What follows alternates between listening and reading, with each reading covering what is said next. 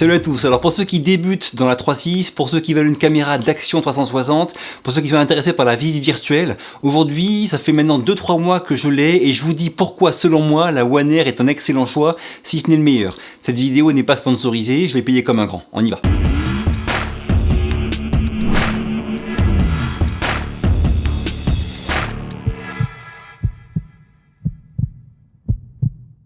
Alors pour commencer, pour savoir si c'est le meilleur choix pour vous, faut savoir avec quoi on la compare. Au niveau caméra d'action 3.6, c'est pas compliqué, il y a que GoPro qui fait des concurrentes. Il y a la GoPro Fusion, la GoPro Max. La GoPro Max, c'est une très bonne caméra, mais elle a pour moi des gros défauts par rapport à celle-ci, c'est qu'elle ne fait ni HDR, ni RAW en interne, et ça c'est pas possible pour moi en termes de photographie.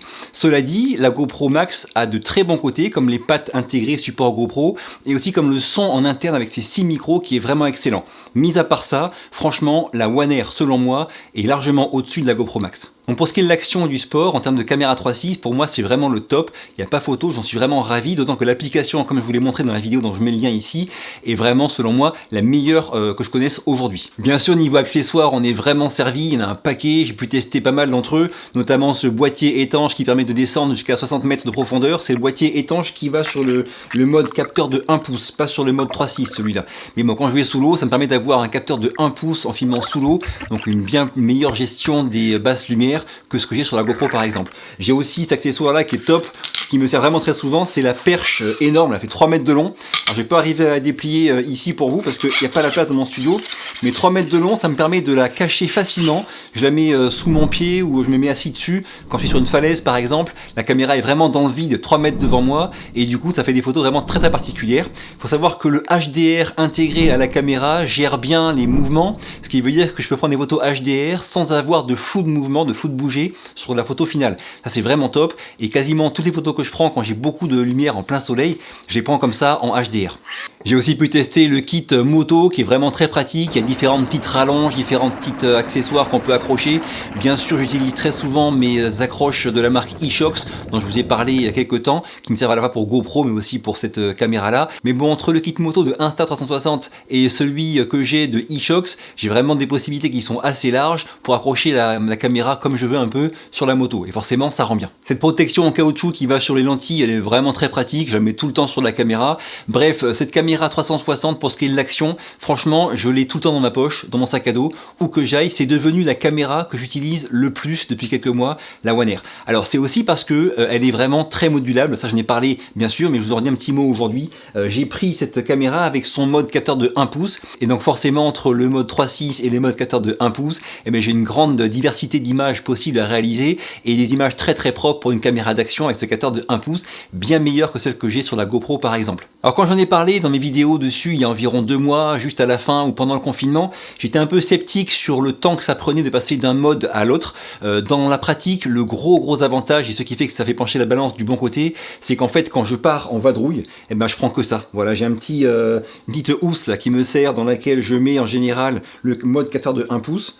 Voilà, et après je mets la petite protection sur les lentilles de la caméra 3.6, je prends aussi un petit trépied ou la perche de 3 mètres et dans le sac à dos et puis en avant. Ça c'est vraiment tout ce qu'il me faut maintenant pour faire des belles vidéos quand je fais du sport ou que je pars en balade, c'est vraiment top. Au niveau traitement de l'image, j'en avais déjà parlé, l'application est vraiment géniale, le logiciel sur ordinateur, moi il marche nickel, je peux exporter mes vidéos en format ProRes, ce qui me permet après de mettre directement dans DaVinci Resolve sans perte de qualité et d'exporter le meilleur rendu possible. Bref, dans la pratique, le recadrage est vraiment facile à la fois sur l'application mais aussi sur le logiciel. Pour un petit post rapide Instagram, des fois je prends l'application, et pour un vrai post plus travaillé, je prends le logiciel pour après passer sur DaVinci Resolve et faire une vraie vidéo plus propre. Alors cette vidéo, ça fait plusieurs semaines que je dois la faire, mais je voulais vraiment attendre de tout tester, la tester en kite, la tester en apnée, la tester en course à pied, en moto, pour vous en parler vraiment et voir comment moi, à l'usage quasiment au quotidien, je trouvais cette caméra, si elle était pratique ou non, au niveau des images, comment était le rendu, bref. Alors tout ça, j'en suis ravi. Ceux qui ne connaissent pas le monde des caméras 3.6,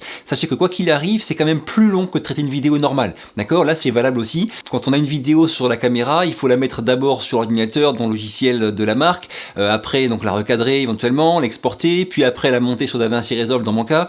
C'est plus long qu'une caméra normale, ça c'est valable pour toutes les caméras 3.6. Il se trouve que par rapport à ses concurrentes, celle-ci, le traitement est quand même très propre, il n'y a pas de bug, les fichiers sont facilement reconnus par tout ce qui est PC et tout ça, et j'arrive bien à les travailler et à en obtenir un résultat propre, voire beau. Bref, au niveau logiciel, au niveau software et hardware, j'ai aucun souci avec et j'en suis content.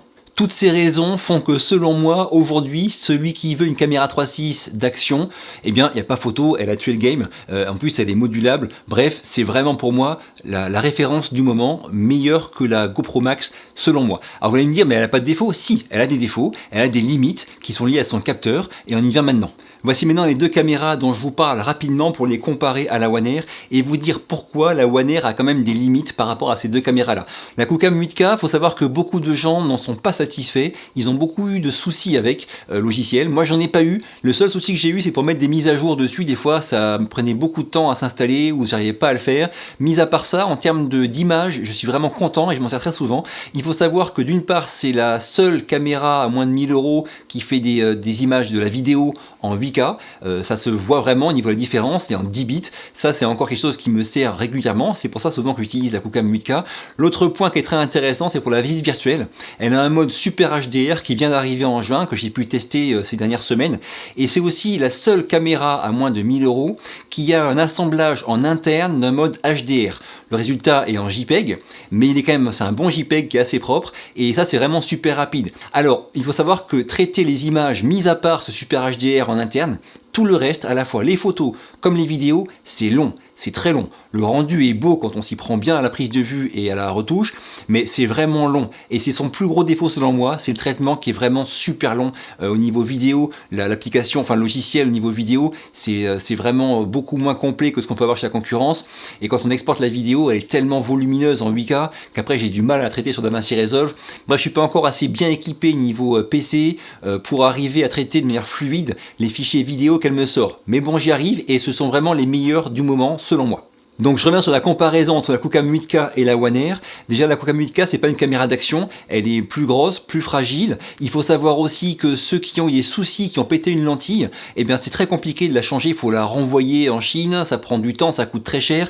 Donc au niveau SAV ça n'a rien à voir. La One Air, si vous cassez une lentille, on peut la renvoyer, ça coûte 70 € je crois, c'est prévu, c'est assez rapide. Bref, ça n'a rien à voir niveau SAV. Il faut savoir que la Qcam 8K fera de bien meilleures vidéos, mais ça a un coût en termes de temps de travail, ça a un coût en termes de fiabilité logicielle et aussi de fiabilité au niveau de la caméra, du SAV et tout ça. Un truc qu'il faut savoir aussi, c'est que la One Air, elle a un très bon traitement des couleurs, un peu comme GoPro, vous savez, ils ont une sorte de science des couleurs, ils arrivent à récupérer des nuances et des couleurs dans des zones qui sont très sombres ou trop exposées. C'est un peu pareil avec la One Air, contrairement à la Qcam 8K. Qcam 8K, si on est mal exposé, l'image elle est cramée, c'est mort. Donc il faut bien penser à tout ça, à la prise de vue, et on est un peu plus tranquille avec la One Air. Et enfin là j'ai la Ricoh Theta Z1, alors elle ça c'est la référence des caméras de pointe on va dire pour la photo de visite virtuelle.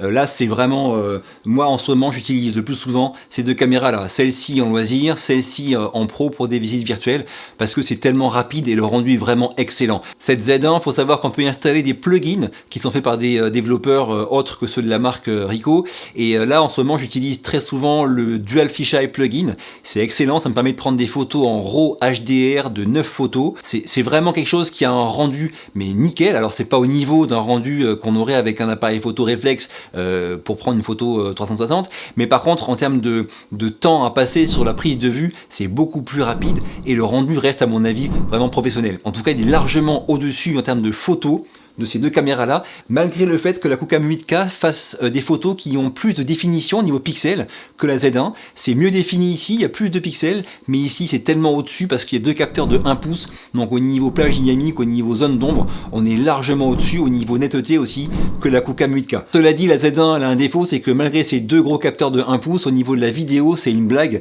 elle fait que du 4K qui est très mal stabilisé, et donc franchement niveau vidéo, je m'en sers jamais pour ça, j'utilise tout le temps soit la Qcam 8K quand je veux vraiment un beau rendu et que j'ai le temps de le traiter avec mon PC, soit la One Air qui est vraiment un très bon rendu avec une très bonne gestion des couleurs et des lumières compliquées. On va juste comparer rapidement quelques images prises en visite virtuelle. Alors là j'ai une image prise à l'Insta One Air en mode HDR de cette chambre d'appartement là, pour que vous voyez un petit peu à quoi ça ressemble. Forcément la scène elle est assez difficile avec la fenêtre qui est dehors très lumineuse, et du coup le but du jeu ça va être vraiment d'arriver à avoir une pièce qui est bien exposée tout en voyant dehors le ciel bleu et pas avoir un ciel tout cramé. Voilà, donc ça c'est l'image de la One Air.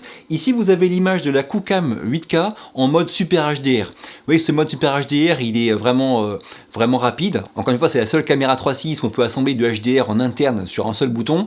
Ça j'en parlerai si vous voulez dans une vidéo dédiée. Par contre au niveau du rendu, comme vous le voyez, on n'est pas si loin que ça de celui de la One Air. Il n'y a pas un gros écart. C'est beaucoup plus rapide à faire, mais au niveau rendu, on n'est pas largement au-dessus. Ce serait le cas si j'avais utilisé les modes par exemple DNG8, là on serait au-dessus. Mais bon, j'ai voulu comparer avec le mode rapide pour que vous ayez une idée un petit peu de ce que peut faire aussi la One Air et de voir qu'elle n'est pas tant à la ramasse que ça. Et là enfin on voit l'image prise par la Z1, donc avec le Dual Fisheye plugin.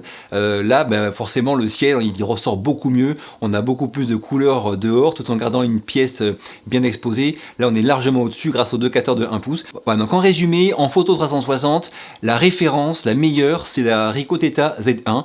Il n'y a pas photo, même si elle a un nombre de pixels, une définition qui est inférieure à la QCam 8K en termes de définition des photos, et bien avec ces deux capteurs qui sont de 1 pouce, elle est largement au-dessus de ces deux-là et de toutes celles qui sont moins chères qu'elle. Il n'y a pas photo, c'est vraiment la référence. Quand je fais des visites virtuelles, c'est avec la Z1, les photos que je mets sur Google Street View, c'est avec la Z1, c'est vraiment pour moi la référence des caméras 3.6 au niveau de la photo. Ensuite, la QCam 8K, pour moi, c'est la référence au niveau de la vidéo, à condition d'avoir le temps de les traiter. Au niveau de la photo, elle sera, on va dire, à mi-chemin entre la One Air et la Z1. Pourquoi à mi-chemin? Parce qu'en mode Super HDR, c'est très rapide, c'est la seule qui fait ça en interne, et on est au niveau de la qualité par contre de la One Air, et donc bien en dessous de la Z1, et en mode DNG8 on est plus proche de la Z1 mais avec un temps de travail qui est plus long. Et enfin la One Air, alors comme vous l'avez compris, la One Air niveau caméra d'action pour moi c'est le top du moment. Il y a en plus la modularité avec le mode capteur de 1 pouce et le mode 4K, et au niveau visite virtuelle on n'est pas ridicule du tout avec ce mode HDR qui la place bien au-dessus de la GoPro Max selon moi. Alors franchement, moi en ce qui me concerne, si je devais avoir une seule caméra, ce serait elle. Si je devais en avoir deux, ce serait la Z1 et la One Air. La Cam 8K, elle est encore pour moi à part, parce qu'elle n'est pas encore bien aboutie au niveau logiciel. En tout cas, d'après ce que je vois et ce que je lis sur les différents forums et groupes Facebook, il faut savoir que la Cam 8K, d'une part, demande des connaissances, d'autre part, du matériel, et en plus, pas mal de gens ont des soucis techniques logiciels avec. Donc, j'ai vraiment du mal à vous la recommander, même si moi je l'ai et je compte bien la garder parce que j'en suis content et qu'elle me sert régulièrement, notamment en vidéo. Donc voilà, après plusieurs mois d'utilisation de la One Air et de la Cam 8K notamment, je voulais aujourd'hui vous faire un petit retour sur ces deux caméras là, et notamment sur la One Air, vous dire à quel point elle me sert souvent et à quel point j'en suis vraiment ravi. Dites-moi en commentaire si vous avez des questions sur ces différentes caméras, des sujets plus pointus, plus techniques que vous voulez que je traite dans les vidéos prochaines. En attendant, moi je vous quitte. Si ça vous a plu, un petit pouce bleu, pensez à vous abonner si vous n'êtes pas encore, ça m'aide beaucoup.